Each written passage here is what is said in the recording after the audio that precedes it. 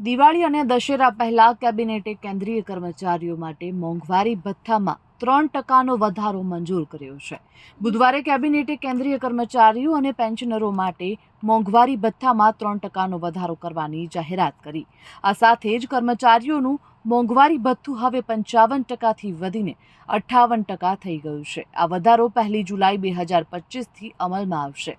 આ લાભ 49.2 કરોડ કેન્દ્ર સરકારના કર્મચારીઓ અને 68.7 કરોડ પેન્શનરોને મળશે. કર્મચારીઓને જુલાઈ, ઓગસ્ટ અને સપ્ટેમ્બરનો વધારો દિવાળી પહેલા જ ઓક્ટોબરના પગારમાં મળી જશે. આનો અર્થ એ છે કે કર્મચારીઓ માટે નોંધપાત્ર પગાર વધારો થશે. આનાથી કર્મચારીઓ અને પેન્શનરોને તહેવારોની ખરીદી કરવી ખૂબ જ સરળ રહેશે. આ વધારો 7મા પગાર પંચ હેઠળ આવરી લેવામાં આવતા તમામ કેન્દ્ર સરકારના કર્મચારીઓ તેમજ પેન્શનરો અને પરિવારના પેન્શનરોને લાગુ પડશે.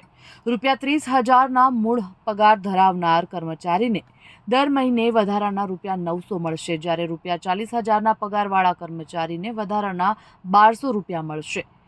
3 મહિનામાં બાકી રકમ કુલ ₹2700થી ₹3600 થશે. તહેવારોની મોસમ દરમિયાન કર્મચારીઓ માટે આ એક મોટી રાહત હશે.